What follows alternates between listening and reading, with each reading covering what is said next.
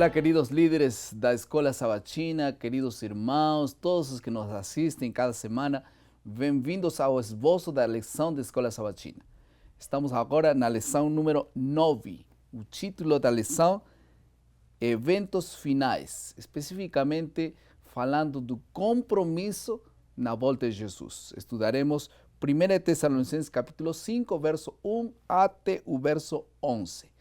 Está conosco mais uma vez pastor Rodrigo Silva. Muito obrigado, é um prazer estar com os irmãos e que o Espírito Santo realmente nos ilumine no estudo de sua palavra. Amém. Vamos orar então? Vamos? Senhor Deus amado Pai, obrigado por tudo que o Senhor nos dá, obrigado pelo privilégio que temos de conhecer a Tua palavra, a Tua mensagem e por Tua graça poder viver por ela. Agora, Senhor, faz-nos realmente parte desse grupo que está esperando a volta de Jesus, em atos, pensamentos, palavras, comportamentos. Amém. Em nome de Jesus nós te pedimos. Amém, Senhor. Amém. Rapidamente nós vamos passar à motivação. Em 1970, um evangelista americano quase desconhecido chamado Hal Lindsey publicou um livro sobre profecias bíblicas intitulado A Agonia do Grande Planeta Terra. Este livro foi muitas vezes publicado, 8 vezes publicado em 54 línguas, e no ano de 1988, como ele falava, Jesus iria vir, segundo sua profecia. 35 milhões de cópias foram vendidas. Muita gente ficou na expectativa se Jesus viria ou não viria no ano de 1988. Como todos vocês sabem, Jesus não veio. Teve uma grande frustração. A partir de aí, muitas pessoas ficaram desapontadas, pensando, esse assunto não funciona. E, de fato, como encarar um assunto assim? Se isso não é uma brincadeira, as pessoas começam agora a brincar se Jesus virá ou não virá, como diz a Bíblia, né? Muitos burladores, muitas pessoas que estão querendo apenas brincar com as coisas sagradas de Deus. O mais terrível é que este evento importante se torna irrelevante, produzindo ceticismo, dúvida na volta de Jesus. Esse é o nosso tema. Como é que a volta de Jesus tem que ser relevante e nós temos que nos preparar para um evento tão importante como esse. Vamos agora entrar rapidamente na compreensão do texto. E nós encontramos nessas passagens que leímos nesta semana uma espécie de brevidade versus a tardança em relação à vinda de Jesus. Como nós podemos conciliar essas duas palavras? Realmente esse é um tema que perpassa a história da teologia cristã em muitos séculos e atinge o povo de Deus até hoje. Você certamente já deparou-se com um conjunto de textos, tanto da Bíblia quanto dos escritos de Ellen White, que às vezes parecem contraditórios, ou seja, um grupo desses textos parece afirmar categoricamente que a volta de Jesus não tem nem tardança nem adiantamento, que é uma data fixada por Deus, por autoridade divina, sem nenhuma relação quase com a decisão humana. Outros textos, no entanto, dão a impressão de que a volta de Jesus já poderia ter ocorrido, que nós já poderíamos estar no céu, que a volta de Jesus está atrasada. Afinal de contas, atraso ou data fixa? Qual dos dois conceitos é o correto? Como harmonizar este conjunto de textos? Eu creio, pastor, pela brevidade do tempo que temos, poderemos talvez facilitar a compreensão desta aparente contradição escatológica com uma comparação. E eu vou pedir para você raciocinar comigo. Você pode ir em casa, aliás, ou na lição da Escola Sabatina, na igreja, fazer esta comparação também com os membros da sua unidade. Você pode usar qualquer cidade, qualquer país. Eu vou aqui usar, digamos, Lima, no Peru. Eu já estive em Lima, uma cidade muito bonita, e quero aproveitar e perguntar ao pastor Edson, se eu fosse de Lima para as ruínas famosas do Peru, que ficam lá justamente em Machu Picchu. Se eu fosse de carro, de Lima a Machu Picchu, numa viagem comum, quanto tempo eu demoraria desde Lima até lá? 24 horas, quase um dia inteiro. Quase um dia inteiro, sem parar, andando de carro. Veja bem, então se eu alugasse um carro em Lima para conhecer as ruínas de Machu Picchu, eu gastaria 24 horas para ir, mas vamos modificar um pouco essa situação. O pastor Edson fala, você chegará a Machu Picchu em 24 horas.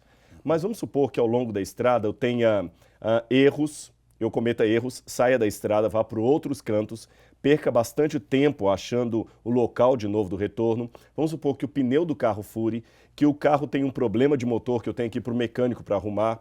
Isto tudo causará um atraso na viagem, sendo que a viagem, que originalmente seria de 24 horas, pode virar uma viagem de 48 horas. Assim também se dá com a volta de Jesus. Deus, quando fala em alguns textos que a volta de Jesus está atrasada, é porque ele sabe que se o povo de Deus tivesse determinado comportamento, nós poderíamos já estar no céu. Como o povo de Israel poderia estar na nova terra, ou na terra prometida, em apenas 40 dias de jornada.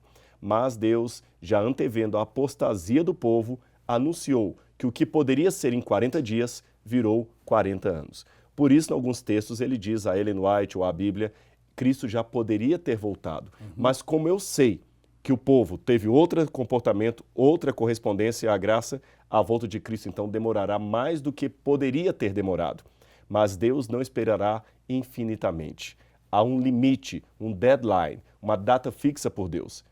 E a boa notícia dessa história é que Cristo em breve voltará, caso você esteja preparado. E a má notícia é que mesmo que você não esteja preparado, na data fixa de Deus, ele vai vir. Exatamente. E agora, essa expressão como ladrão de noite, é uma expressão que para muitos é como que nos vai pegar de surpresa a muitos, né? A quem se aplica realmente essa expressão? Este é um texto que eu vejo muitos adventistas usando de maneira errônea, às vezes até no púlpito, em estudos bíblicos. De fato, quando Paulo fala que a volta do Senhor será como um ladrão à noite, ele está realmente referindo-se a um evento inesperado. Mas, atenção, nesse sentido aqui, o evento é inesperado para os ímpios, para aqueles que não estão se preparando para a volta do Senhor. Leia o texto de Tessalonicenses com os membros da sua unidade de escola sabatina e perceba, esta comparação refere-se aos de fora. Para os que estão se preparando para a volta do Senhor, não será um evento inesperado. O que, é claro, não significa que nós possamos saber a data ou a hora da volta de Jesus de maneira nenhuma. Nem os anjos sabem. Isto é um segredo que pertence a Deus. Certo. Nós não sabemos o dia e a hora da volta de Jesus. Mas como sabemos que ele virá, jamais a sua volta nos pegará de surpresa como um ladrão. Eu não sei que hora ele virá, mas eu estou sentado, esperando, trabalhando, me preparando. Portanto, não me tomará de surpresa nesse sentido. E enquanto isso, nós temos que nos preparar. A segunda parte do foco da lição, como nos preparar para a vinda de Jesus. Há um verso na Bíblia aqui que está no verso 4, versículo 11, 1 Tessalonicenses 5, 4 ao 11, e há ali uma expressão, especificamente no verso 6, assim pois, não durmamos como os demais.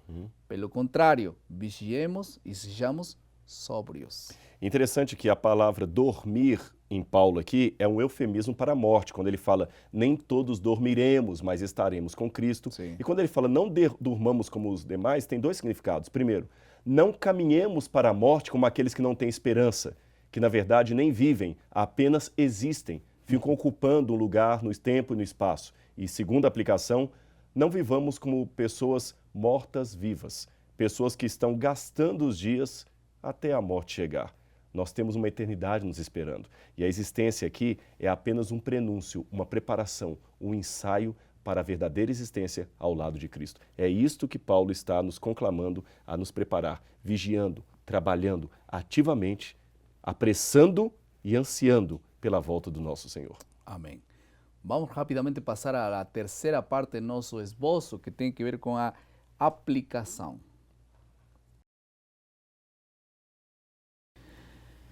Como nós podemos aplicar estes textos agora? Vigiar, orar, ser sóbrios. Especificamente, qual é a importância de conhecer a doutrina da vinda de Jesus para não ser enganados? Enfim, ali temos um desafio, né, pastor? Saber exatamente o que a Bíblia fala da vinda de Jesus para quando ele venha, nós não sejamos surpresos. Com certeza. Estemos preparados para a volta de Jesus. Faça essa pergunta para seus membros. Como devemos esperar a vinda de Jesus e como também nós devíamos preocupar-nos em conhecer a doutrina da vinda de Jesus.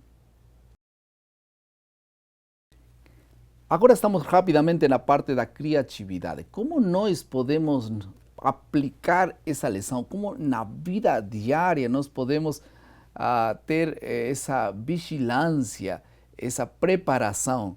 Nós achamos que uma das coisas que mais ajudam as pessoas a estar crescendo espiritualmente, sem dúvida, é a leitura diária da Bíblia e também a oração e a comunicação dessa mensagem. Nós podemos fazer isso de uma maneira especial. Por que não fazemos uma coisa? Por que não preparar um cartãozinho assim, simples, e colocar no cartãozinho, pela graça de Deus, eu me prepararei para a volta de Jesus. E embaixo, lerei minha Bíblia e minha lição todos os dias. Um assunto bem prático. Como nós podemos nos preparar para a volta de Jesus? Lendo a Bíblia e a lição da Escola Sabatina todos os dias. Por que não tomamos essa decisão? Por que não levamos a nossos alunos a tomar uma decisão assim? Que Deus abençoe o estudo de sua palavra e a vinda de Jesus seja real para você, para mim, para todos nós. Oremos. Querido Pai, muito obrigado por tua palavra. Foi muito clara. Nós sabemos que o Senhor Jesus virá. E nós sabemos que pelas sinais estamos perto desse grande dia. Por favor, Senhor, nos prepara e nos ajude a cada um de nós a preparar um povo para a tua volta. Em tuas mãos colocamos nossas vidas, que possamos ler tua palavra cada dia e estar prontos para a tua volta. Em nome de Jesus. Amém. Amém, Senhor.